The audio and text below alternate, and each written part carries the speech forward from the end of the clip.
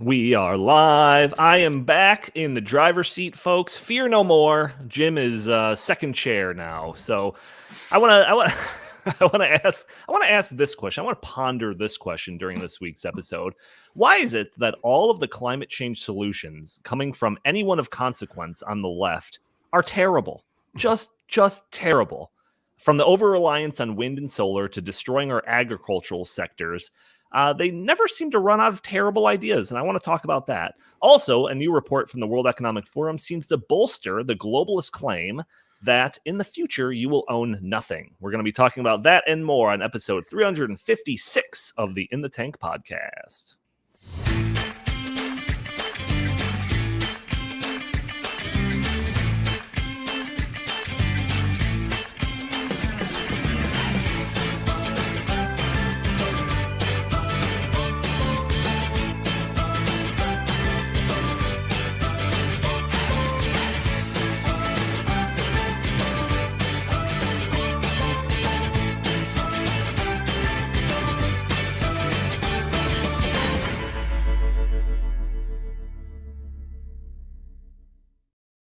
Welcome to the In the Tank podcast. As always, I'm your host, Donald Kendal. And joining me today, as I already mentioned, I've got Jim Lakely, VP of the Heartland Institute. How are you doing today, good sir? I'm in a bad mood, so that's my safe space. So I feel better today. So that's good news for all the listeners who love it when I'm kind of grumpy. Today is going to be your day. Sweet. So standard Jim we've got here. Also joining us, Chris Talgo, senior editor at the Heartland Institute. How are you today, good sir? Doing pretty good. So I'm going to try to balance out Jim's bad mood. All right. So he's a grumpus and you're in a good mood. Good. I don't think the power of your good mood is strong enough to overtake my bad mood, Chris, but we'll see, I guess, in the next hour. I'll give it my best shot. All right, we'll see what happens. So we got a lot to get into, a lot of stuff to talk about, folks. But before we do, I want to put that word out there to our audio-only listeners that are probably catching this show on a Friday or maybe over the weekend. You could join us a day earlier on Thursdays at noon Central Time, live. You can find us streaming on Facebook and Rumble and YouTube and Twitter, or however you want to consume this media and join the conversation. You can throw your comments and questions in little feeds there. We see them. Maybe we'll show them on the screen. Maybe we'll address your questions on the fly. And then also as a reminder to some folks that don't know, we have a separate channel on YouTube just for this show, In the Tank Podcast channel. We did this because YouTube threatened to destroy our main channel because of some of the controversial things we talked about on this show. So if there is a controversial topic that we're going to touch on, we might only air it on that In the Tank Podcast channel on YouTube in an effort to protect our main channel, but also not censor ourselves. So support free speech and subscribe there as well. Anyways, folks, got a lot to talk about, so I want to jump right into it. But we first have to talk about, other than the scripted items that I have here, or the planned items that we've got here, we just got new GDP data, just dropped this morning. The numbers came in, and it shows the U.S. economy shrank during the past quarter by 0.9%. In the article I read, it attributed this drop to slowing consumer spending and reduced business investment. This is the second quarter in a row where the GDP shrank. The first quarter of 2022 saw a 1.6% drop. So 2 consecutive quarters of shrinking GDP usually means that we're in a recession, right? Not so fast, you deplorable insurrectionists. According to the Biden administration, this doesn't necessarily mean we're in a recession. So, Chris, you wrote about this topic of the Biden administration redefining the term recession in a piece published by the Washington Times. You care to walk us through this a little bit? Yeah, so it's actually pretty simple. In 1974, an economist in the New York Times, Julius Shulskin, I'm not sure I'm getting his last name pronounced correctly, but regardless, so he came up with the common definition of recession, which is 2 consecutive quarters of negative GDP growth. That has been the commonly accepted definition for close to 50 years now. And many of the White House officials who are now saying, actually, that's not the definition of recession. In 2008, 2009, when we were in our last real recession, not the COVID created recession, did exactly say that two consecutive quarters of negative GDP growth was a recession. So they are trying to redefine the definition of a recession. It's not working. The American people, they understand that the economy is really, really, on not good footing right now. When I was writing that article, I looked at, several different polls where anywhere from 60 to 90% of the American people say that we are already in a recession. Yeah. So they can try their best to play word games here and to parse whether or not 2 consecutive quarters of negative GDP growth are a recession or not. But hey, guess what? American people know that we are already in a recession.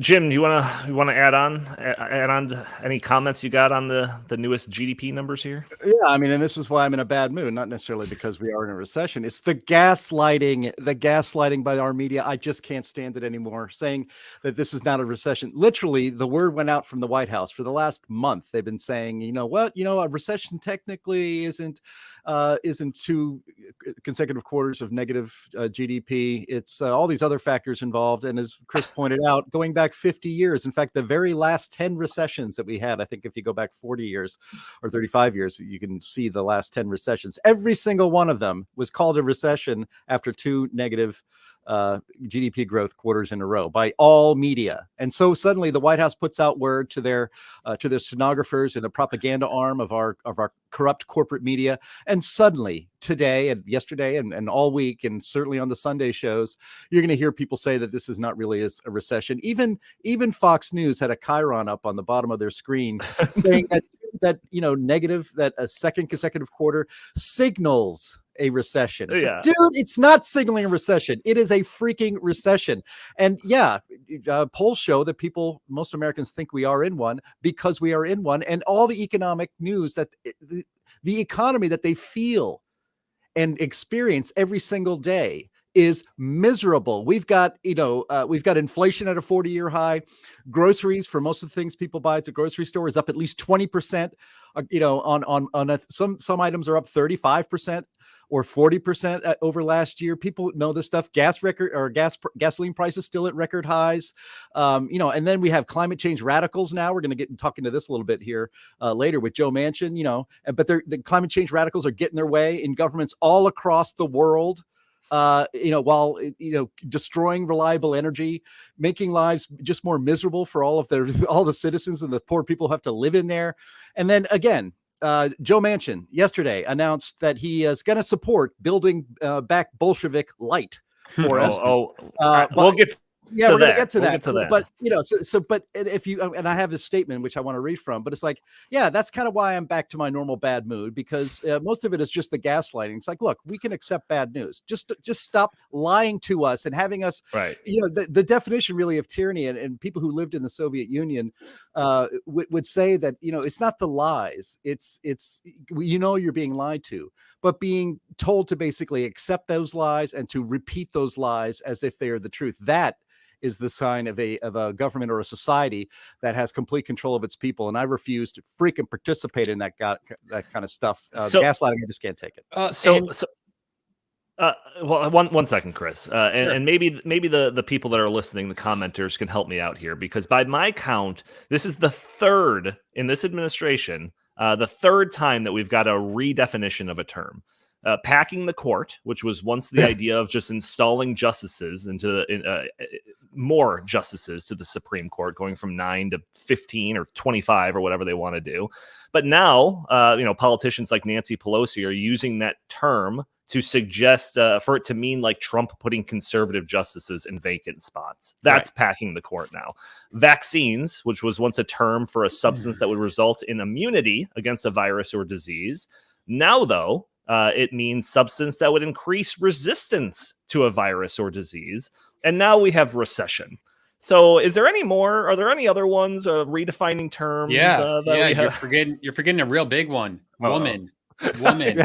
No, seriously. Right. No, you're right. But Donnie, one other quick thing on the recession front. So the White House and Treasury Secretary Janet Yellen and a bunch of, the White House economic officials, Brian Deese and such, they keep making hay out of, unemployment's only 3.6%. But I would say back to that, the labor participation rate is 62.2%, and it's been dropping in recent months. Before the pandemic, it was up over 63.5%. When you take all the American people that have not gotten back into the labor force because of the COVID shutdowns and all the money that was sent to people, the U.S. economy still has 11.4 million open jobs. Yeah. So they keep harping on, well, the labor market is in such, great shape.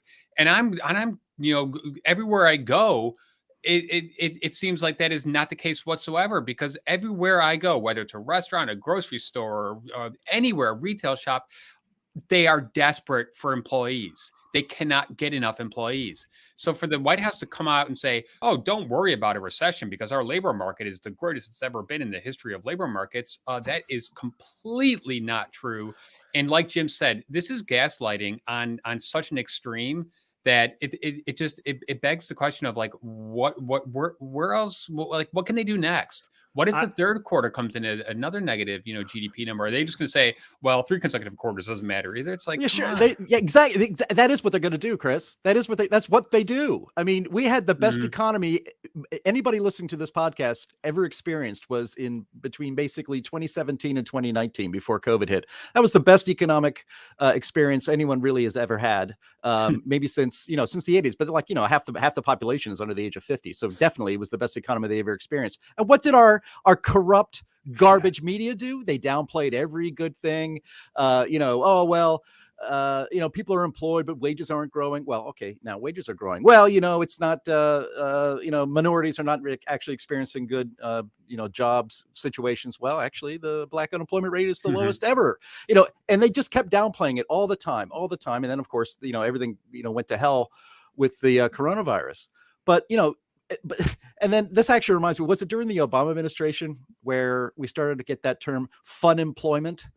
Oh, people are actually, they're out of work, but it's actually good. They're trying to have fun now, so, our corrupt media, I just can't, maybe I should just do a whole podcast just on that, just dedicated to media bias and what makes me angry, because and I'll just call it Jim Rant Podcast. That's all it is. That should be like every Monday. Every Monday is just a recurring, show. I wouldn't want to get it out of my system. I want to save it for Thursdays. Yeah. Good point. Yeah. I mean, and I hate to do this. Because you could say this about pretty much anything, but can you imagine if the Trump administration tried pulling this type of crap? Oh no, God, it's not a recession. No.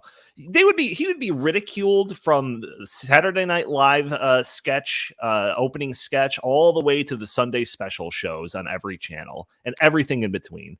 But they would say Trump lying about this puts our democracy at risk. Is exactly what they would actually say. Of course. Right. It's threatening people's livelihoods.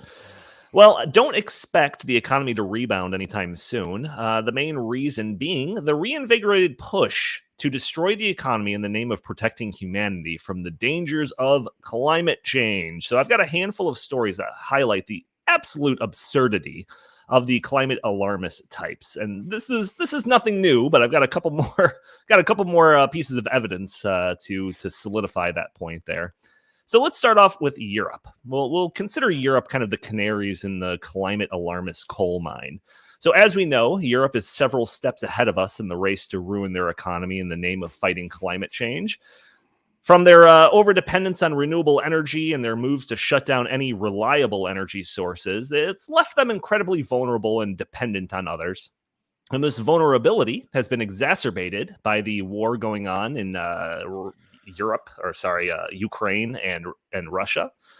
So I've got this article. This one's not in the show notes, Andy. Sorry, it's a new one here. This is a CNN article. It was just released, I think, last night. U.S. officials say biggest fear has come true as Russia cuts gas supplies to Europe. So the article starts off, on Monday, Russia's state-owned gas company, Gazprom, said it would cut flows through the Nord Stream 1 pipeline to Germany in half, to just 20% of its capacity.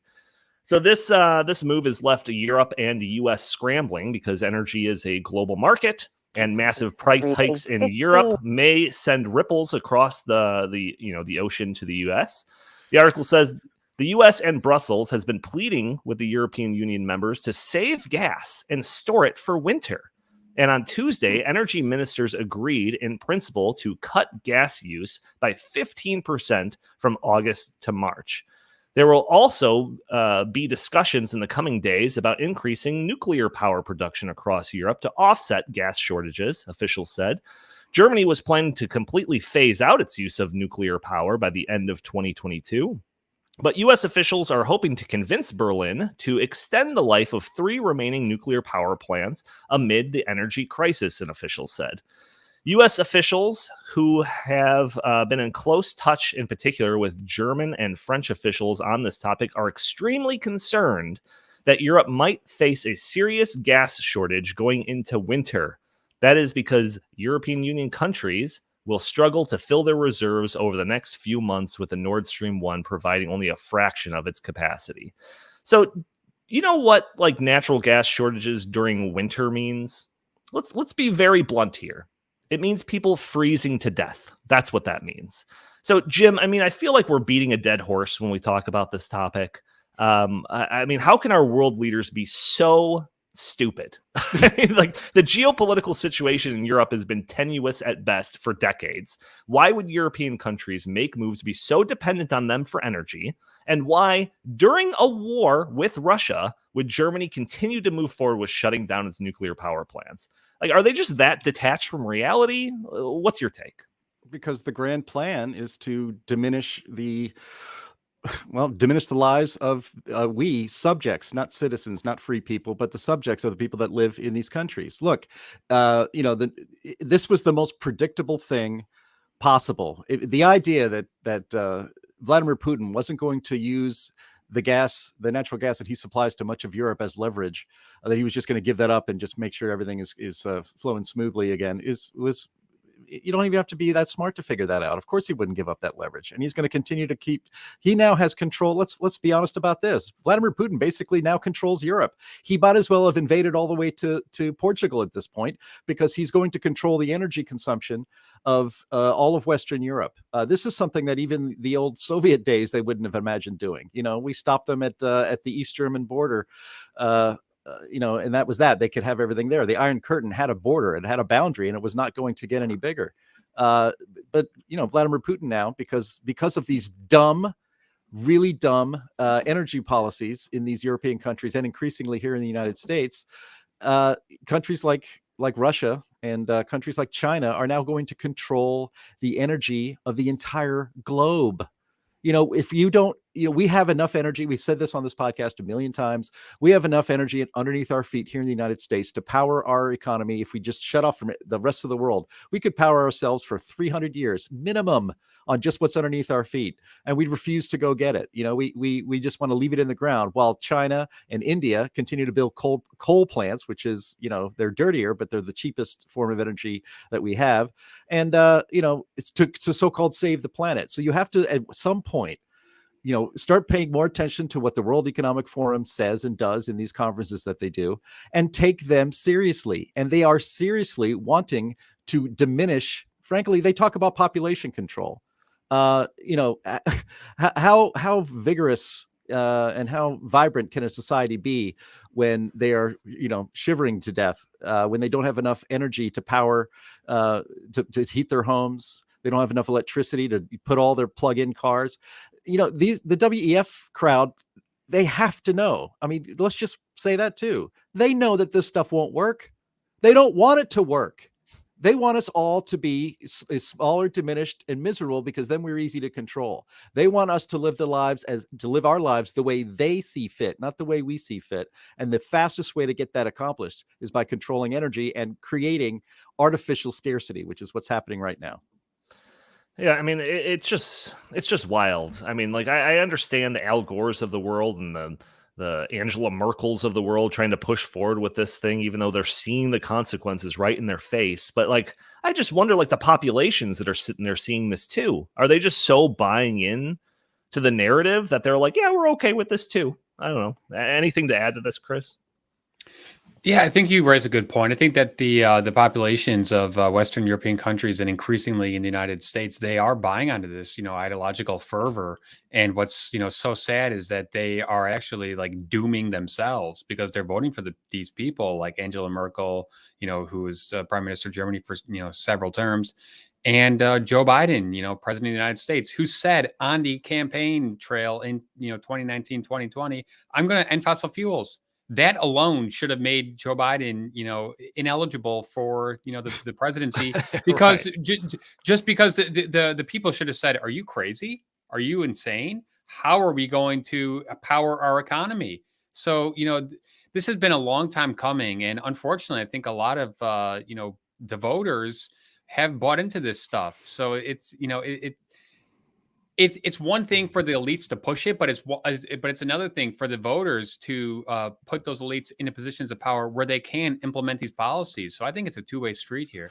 The populations of both the United States and Europe have been sold. They've been convinced. I think that's what Chris was saying, that we can actually get to a green energy future, that we can actually replace coal plants with wind farms and solar panels, but we can't. I mean, it's just not freaking possible. It isn't. How many times do we have to say it? We bring the proof on this podcast all the time, but people believe it. And so, but reality is going to hit them in the face when, like in Germany, when they can't heat their homes in the winter.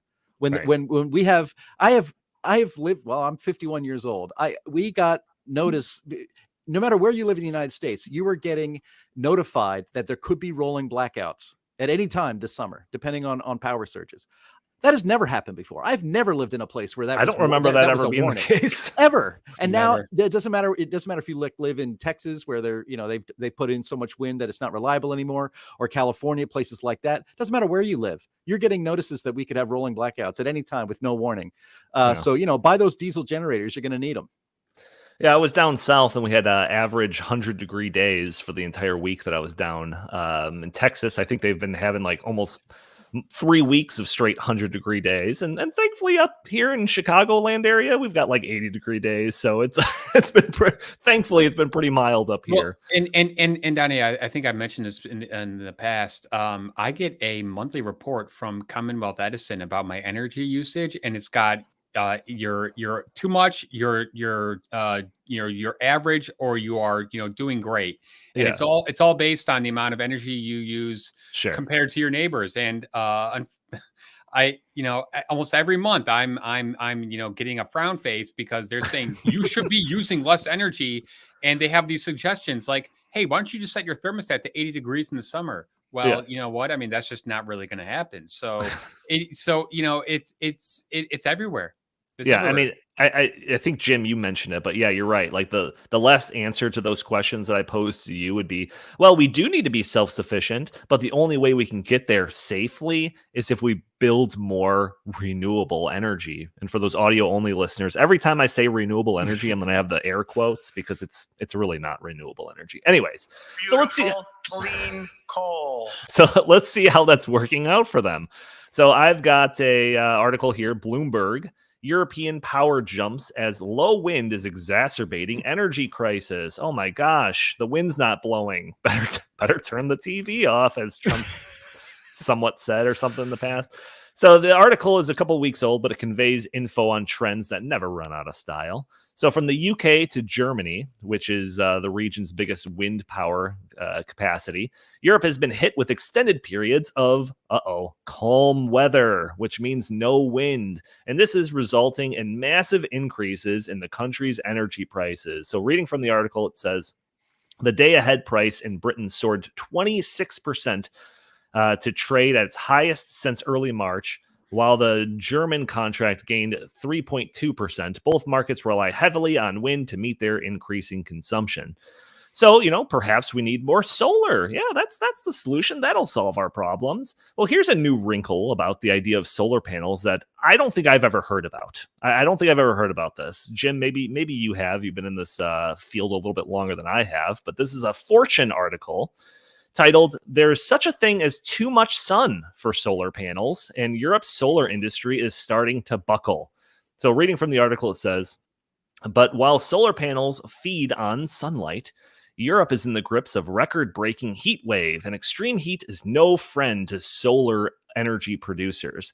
High temperatures have sent electricity demand in Europe soaring, and combined with an ongoing shortage of natural gas on the continent since Russia's invasion of Ukraine, renewable energy sources such as solar have to step up.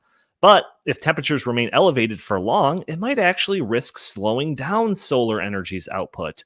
Solar panels around the world are manufactured and tested to function optimally at around 77 degrees or 25 degrees Celsius. And the range in which most solar panels can still operate at peak efficiency is between 15 degrees Celsius and 35 degrees Celsius. Any hotter, and utility and installation companies warn that a panel's efficiency starts dropping fast. Depending on where a solar panel is installed, high temperatures can reduce its electricity output efficiency by anywhere from 10 to 25%, according to CED Green Tech, a leading solar panel equipment supplier in the United States. So, I mean, this would be comical if it wasn't so serious. So let's just get this straight by climate alarmist logic, and then I'll go to you, Chris. Sure. The planet is getting unlivably hot, and their solution is to build a bunch of energy sources that don't fare well in the heat. Chris, can we get any more ludicrous than this? Well, I'm still trying to process the fact that they keep saying that climate change is leading to more hurricanes and more tornadoes, but it's also leading to less wind in Europe. I mean, that doesn't really make much sense. So I'm still stuck on that point. But yeah, I mean, obviously you're right. You know what? Europe does not have the infrastructure in place to power its grid based on solar panel and wind power. That's obvious. You know, they've gone and shut down most of their coal-fired power plants. And places like Germany have, prematurely shuttered their nuclear power plants. And they did so after Fukushima, although last time I checked, Germany is basically a landlocked country. They don't have to worry about tsunamis, impacting their nuclear reactors. But once again, that's science for you. So, yeah, I mean, Donnie, to me, it's extremely sad because Europe is doing this to itself. They are shooting themselves in the foot, and then they are relying upon Vladimir Putin, of all people, to increase their gas. But I see a correlation and a parallel between that and the United States, because we are cutting off our own energy supply.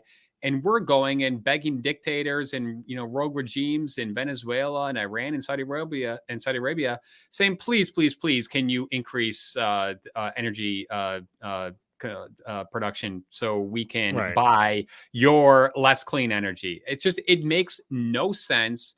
It's just ludicrous.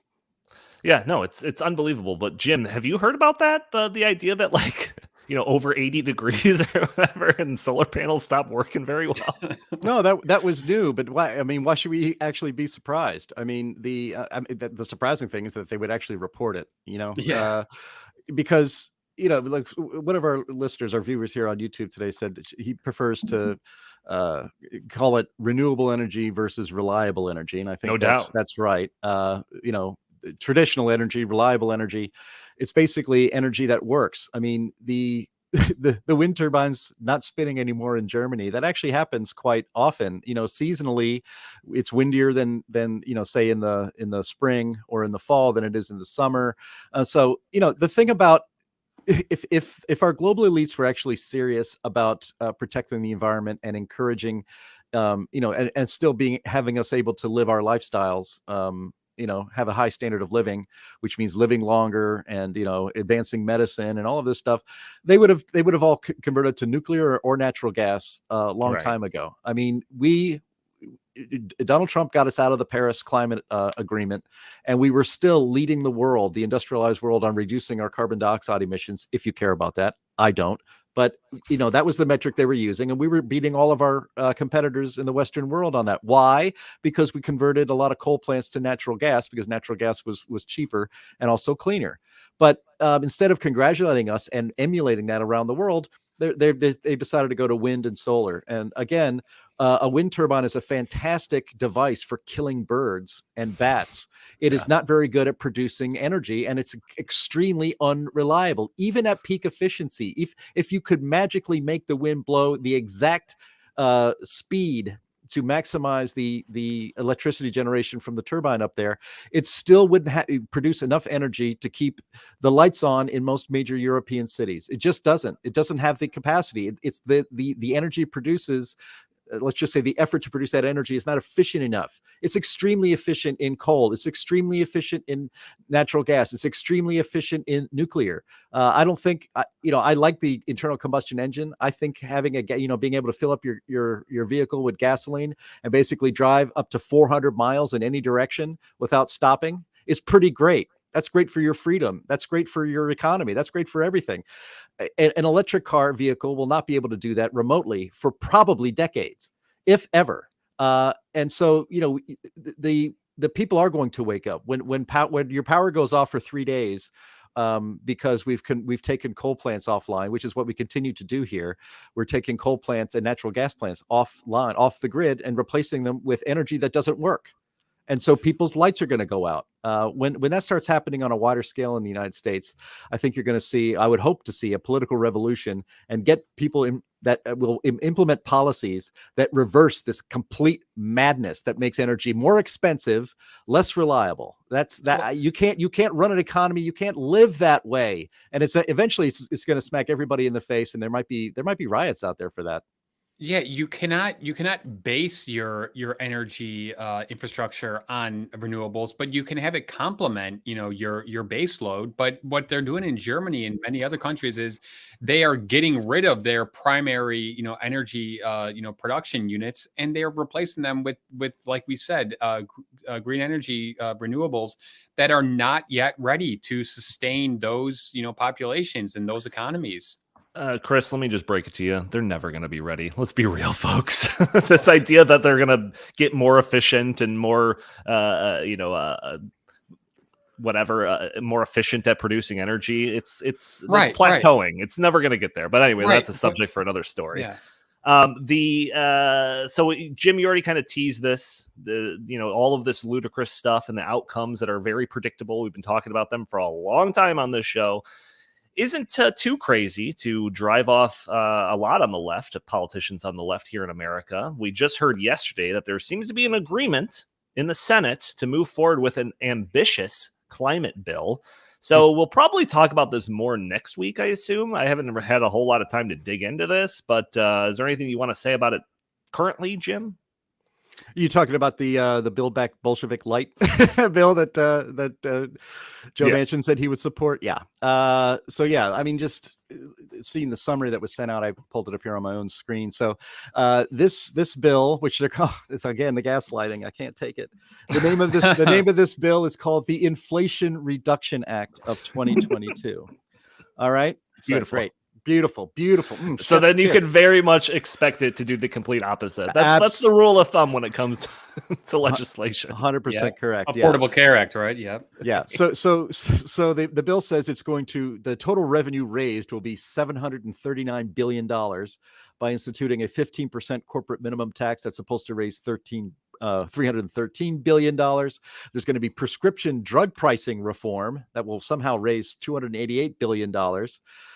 They're actually giving the IRS another $124 billion to help increase tax collection. If you think they're going after people like Elon Musk with those extra IRS agents, I have some swampland in Alaska to sell you. And but then the total investments is $433 billion of investments, and there's the air quotes again. $369 billion of these investments is for energy security and climate change. And then they're extending the Affordable Care Act for another $64 billion. And they claim to be reducing the deficit by $300 billion.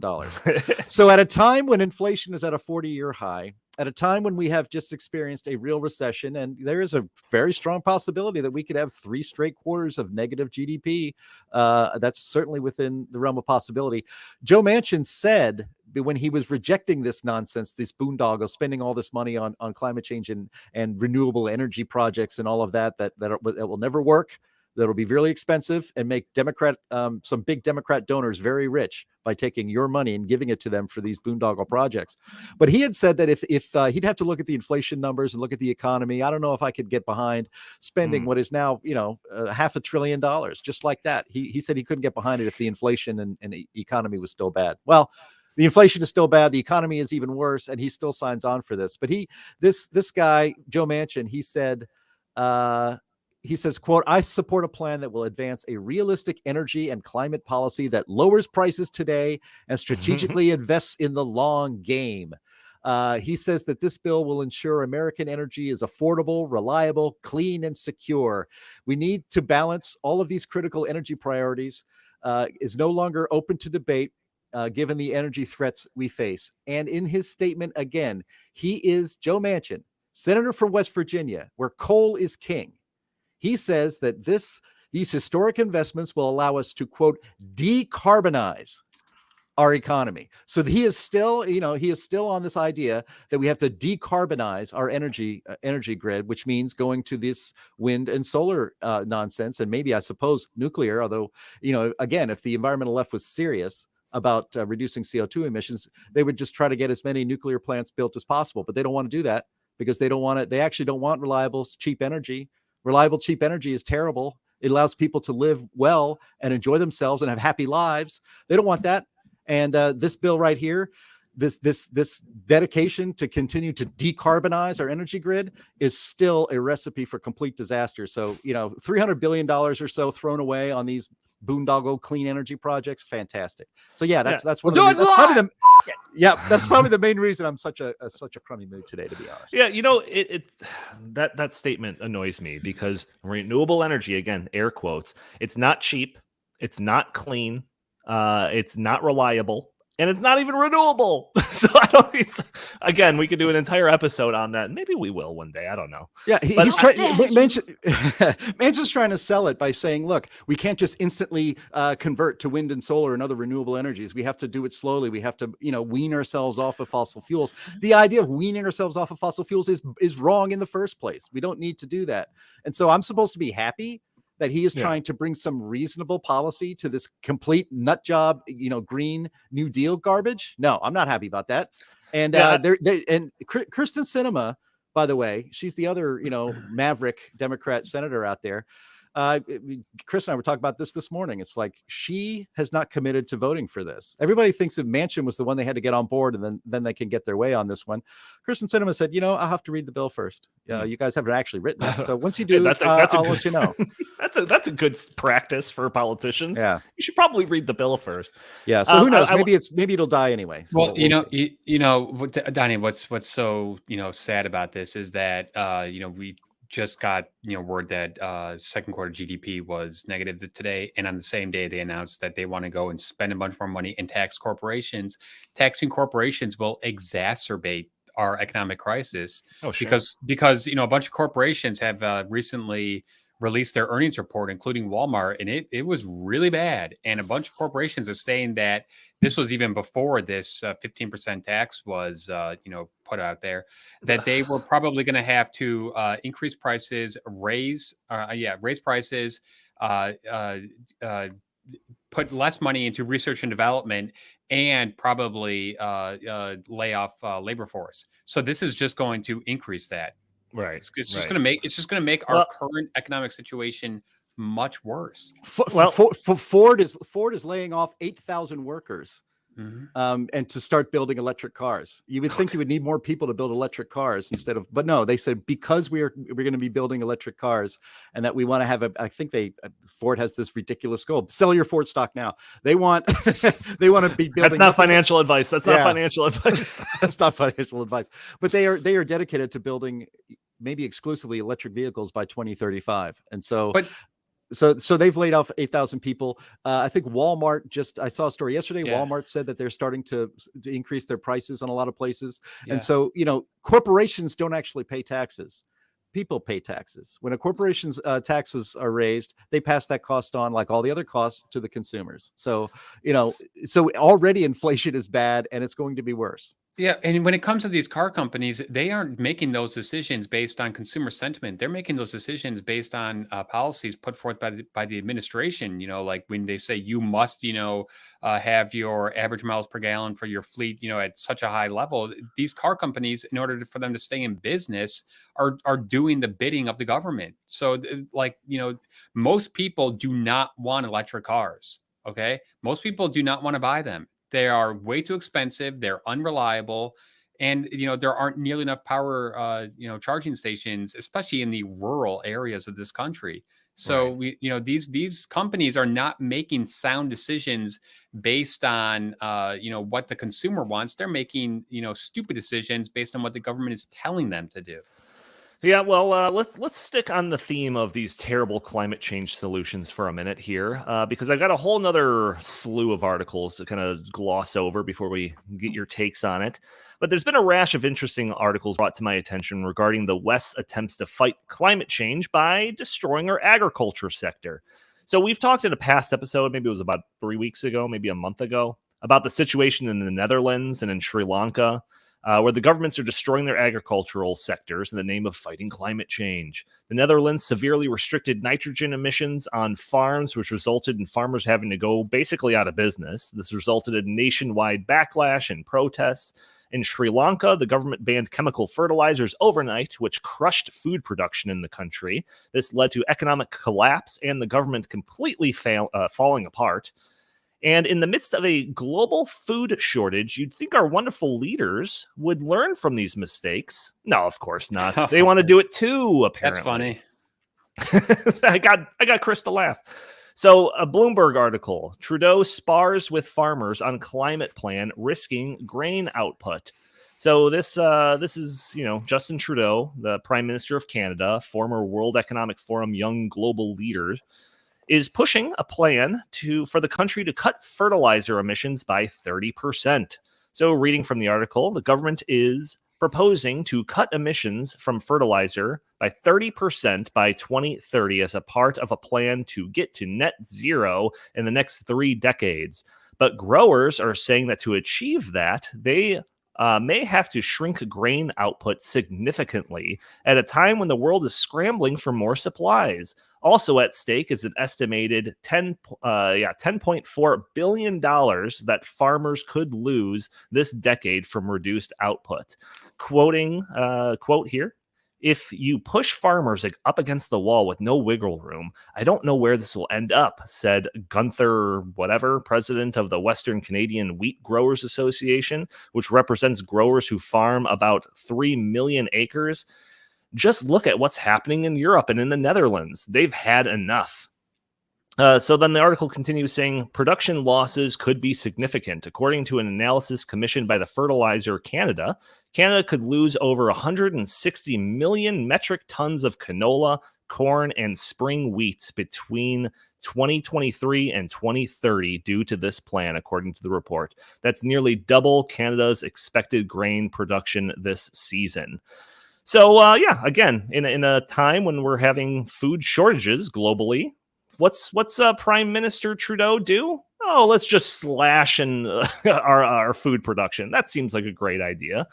And in addition to this new plan by the Prime Minister of Canada, I have links in the show notes to a program in the U.S. introduced by Joe Biden, the Joe Biden administration, to, quote, that pays farmers to leave land fallow, part of a broader government-wide effort to cut greenhouse gas emissions in half by 2030. The new initiative will incentivize farmers to take land out of production by raising rental rates and incentive payments. The goal is to add 4 million acres of farmland to the Conservation Reserve Program, which takes land out of production to blunt agriculture's environmental impact. And lastly, I have a link to a UK Gov website promoting a similar plan, offering lump sum payments to encourage farmers to retire and give up their farmland. So, Jim, I mean, I'm not left speechless too often by these plans by the left to fight climate change, but I don't even know what to say about this. So take it from me, because I seriously don't know what to say. It's insane. It is insane. It's I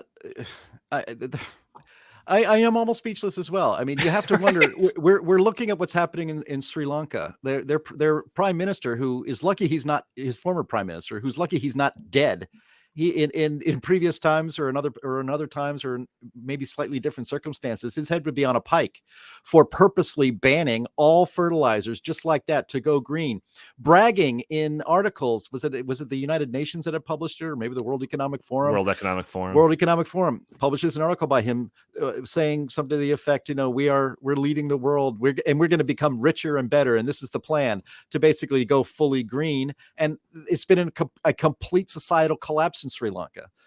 Again, look up the video of like I think the prime minister's residence palace. Really, that's how they work in some of those countries, being overrun. There's drone footage. It looks like a swarm of ants. Try to, it's just unbelievable. Never seen anything like it. Is certainly not in this country, but you just have to start wondering: do they really want fewer people on this planet? And is the easiest way to do that is to make it so that we accidentally starve about 1 billion people. You have to ask that question, because this doesn't make any damn sense. Farmers will tell you. There it is. Yeah, terrific. I mean, that's amazing. That video right there that Andy pulled up. Good job. But you can't feed the world by banning fertilizers. And so they know this. You only have to look at Sri Lanka and see that. It's like, it's not going to work for Canada to basically, starve themselves or to, help contribute to what is going to be a global food crisis very, very soon by banning fertilizer. It doesn't make any sense. It doesn't make any sense at all unless you actually want to cause this kind of suffering. And I will guarantee you all this. Justin Trudeau is not going to be missing any meals. He's not going to be eating, bug burgers. He's not going to be, trying to ferment some kind of microbial protein that he will drink to stay alive. None of these people will have a single aspect of their very cushy, wealthy lives affected at all by any of this stuff. It is to make the rest of us pay for their ideological madness. Yeah, I mean, Chris, we rail on all of these energy proposals, these policy proposals to reduce energy consumption and all of that, and shift over or whatever, and that's all just terrible too. And we talk about the importance of energy being the master resource and the cornerstone of any civilized society and all of that. But like, to see them going after agriculture and food production in the name of trying to curb CO2 emissions, that's mind-boggling to me. What's your reaction to this? Yeah, I mean, my reaction is I'm speechless as well. But the first thought that comes to my mind is, okay, so to stop global warming, we're gonna have to starve billions of people. I mean, come on, give me a break. Justin Trudeau has no idea how farming works, no idea how the agricultural sector works, no idea that fertilizers are totally necessary for modern farming to function properly. And it's so frustrating that these elites who are completely out of touch with how the economy functions and how everyday Canadians and everyday Americans like actually do their jobs and feed the people, and they just put these diktats from above, and we're all going to pay for it. We're all going to pay for it, but they aren't going to pay for it. That's what's most frustrating. They should be accountable for their horrible decisions. When you see them going after this and you see it ramp up and start going after agriculture, then like all of these stories of like, oh yeah, they want us to eat crickets and stuff don't seem that crazy. I will say that just recently, a couple of months ago, the largest consumer grade cricket manufacturing plant opened up in Canada. So just putting that out there. I'm not suggesting anything, but if you do go to the World Economic Forum website and look up crickets or insects or whatever, you will find a ton of articles talking about the benefits of shifting our protein intake to more of an insect-based diet. Just one other quick thing on this. I saw a really good interview with the former agricultural minister of one of the provinces of Canada last night on this, and he was making the argument that this is actually an attack on private property. And what the Canadian government is trying to do, and the same thing happened in Sri Lanka and the Netherlands, is the government is literally trying to force farmers off their land. So I do think that this is, not just about the fertilizers and, climate change and all that. This is about control over the land. And it makes me wonder, what they are going to do with that land. But then I also hear where Bill Gates is buying up, thousands and thousands of acres of, farmland across America. And even China is buying up thousands and thousands of acres of farmland here in America. And in many cases, they're doing it, adjacent to Air Force bases and other strategic outposts. So, this is, I think, a multifaceted issue. This is not just about containing, carbon emissions from, farm equipment and such. This is there's much more at play here. Yeah, Really. Bill Gates, 270,000 acres of farmland. Why doesn't anybody ask him, why are you buying up all this farmland? He loves being on TV. He's interviewed by a news agency around the world. It seems like once every other week. Why doesn't anybody ask him about, hey, what's the deal with all this farmland you're buying? And another thing. Go ahead. And he's constantly pushing these meatless diets and these meatless alternatives. So there's a economic incentive for him here as well. Yeah, I mean, something that I think a lot of people are just kind of waking up to is the idea that China is buying a bunch of farmland and real estate here in the United States.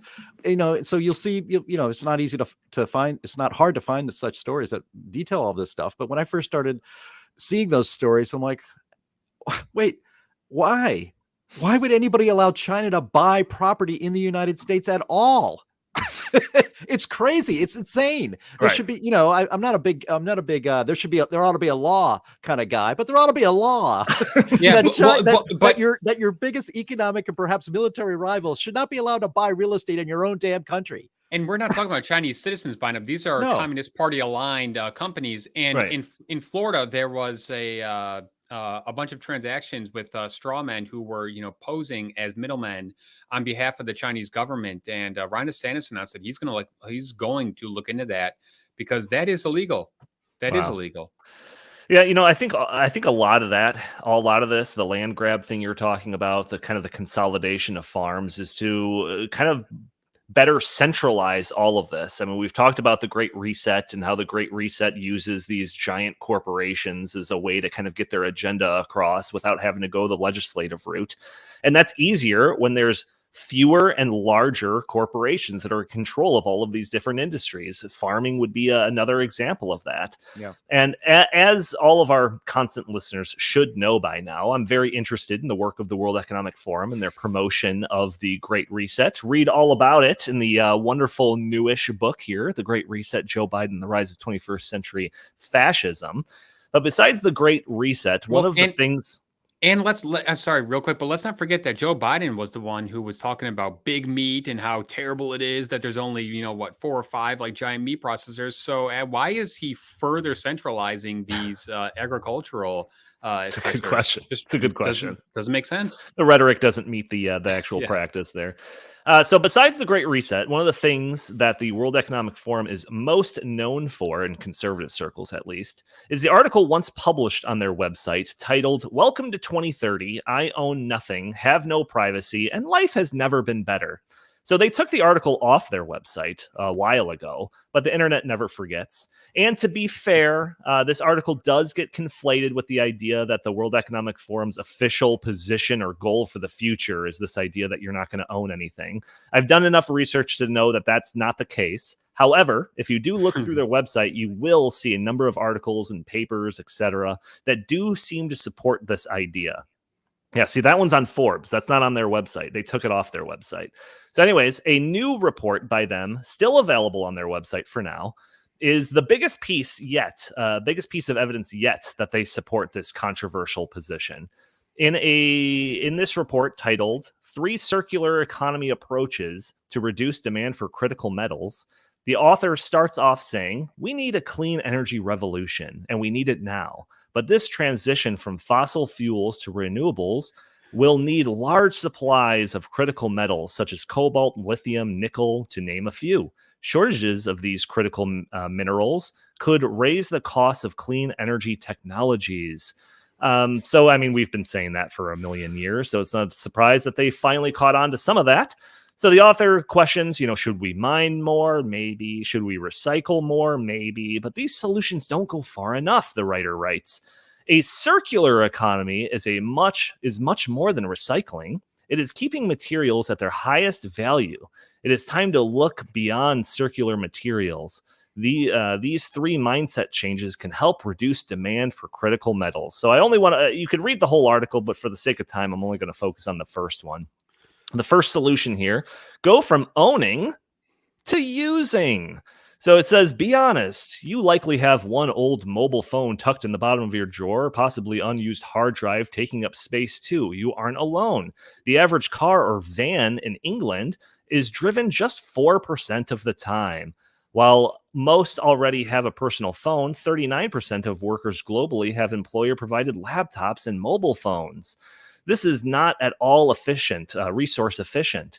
More sharing can reduce ownership of idle equipment and thus material usage. So it goes on and starts talking about car sharing platforms. Some of them where you literally apparently own separate keys and you can go and use that car when somebody else that has that set of keys doesn't use it. But I would also assume that Uber and Lyft and those types of ride sharing things would also fit into this model where you don't own the car. It's shared. It's part of the collective.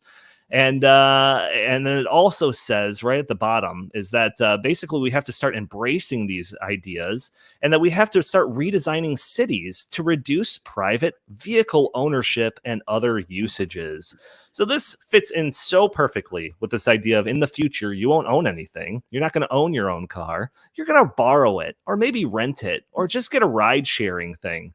So, I can go on all day talking about the different facets of this, whether it's housing market and the idea of us becoming a rentership society or any number of different things, products that you would borrow instead of actually own. There's a whole litany of things that they talk about on their website there. But I don't know. What do you think about this? Go to you first, Jim.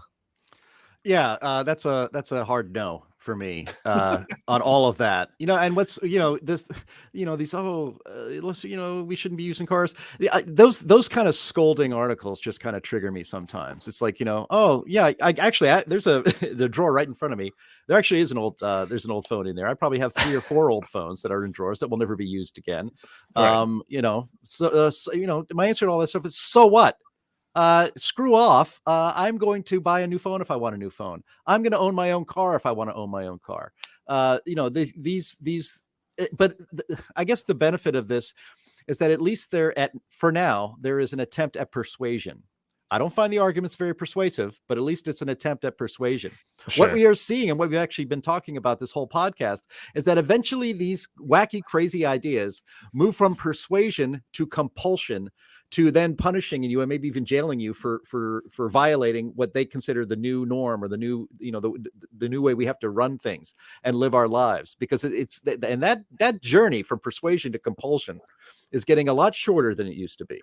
Well, and it's not just governments that are doing this. And we've talked about this in the podcast as well. When you employ the private sector, corporations to enforce your policy preferences, if basically the environmental left's policy preferences, then we have moved to fascism. Then it's not actually a persuasion or a voluntary decision on your part. Everybody has to be made to live a certain way. And that certain way is always less enjoyable, less prosperous, and everything. So that journey is getting shorter, but at least in this case, these nutty ideas are just, proposed in an article. Yeah, proposed in an article, but as you see at the bottom there, that we need to start redesigning our cities to reduce private vehicles and other usages. So, those poor saps in the city, they might not have to be talked into doing this. It's probably going to come down to coercion at some point if these World Economic Forum people have their way.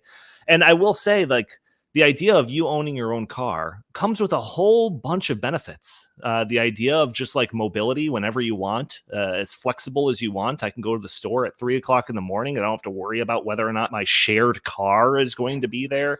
All sorts of different things. The freedom of transportation that comes with, all of that. And when somebody else owns it, when you don't own it, who makes the rules? Not you. Somebody else does. So, I always talk about, because I like movies and TV and all of that. And when that rash of like we're gonna take down movies and TV shows that are found to be offensive for one reason or another, they can do that. And now me as a subscriber to like Netflix or some streaming service doesn't have access to that anymore. I would have if I owned the physical media of it, the DVD or the VHS or something like that. But now that I have to rely on somebody else's, access to somebody else's server, Netflix's server to watch something, they control that content. They can alter it at any time they want. They could take it down anytime they want. And the same thing goes for any of these other products that I had talked about.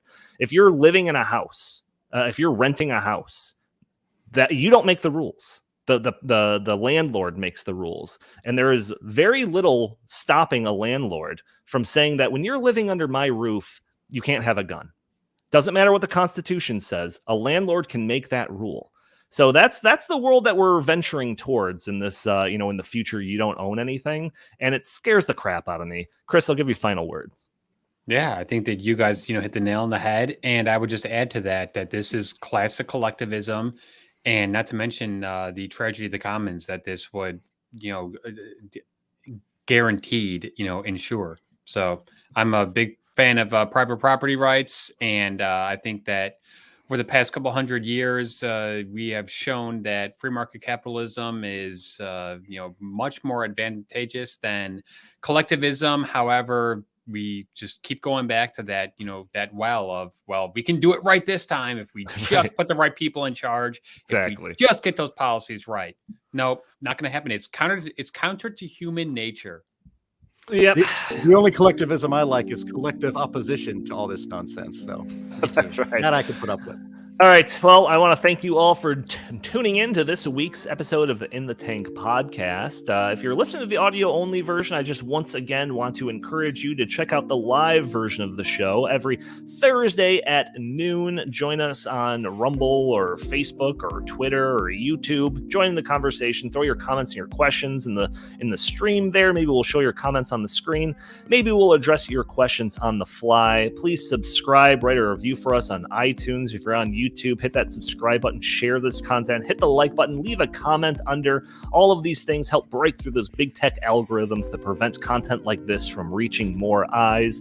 If you'd like, you can follow us on Twitter at InTheTankPod. And if you have any comments, suggestions, questions for the show, feel free to email us at inthetankpodcast@gmail.com. Jim Lakely, where can the fine people find you? At Jay Lakely on Twitter, at Heartland Inst for the organization on Twitter, and always visit heartland.org. Chris Talgo, what do you have to pitch today? Heartland.org and stoppingsocialism.com. Fantastic. All right. Thank you all for tuning in. We will talk to you next week. And by the way, I sit on the stand and it get hot. I got hairy legs that turn blonde in the sun. And the kids used to come up and reach in the pool and rub my leg down so it was straight, and then watch the hair come back up again. They looked at it. So I learned about roaches. I learned about kids jumping on my lap. And I've loved kids jumping on my lap. And the show. Yeah, It's terrible.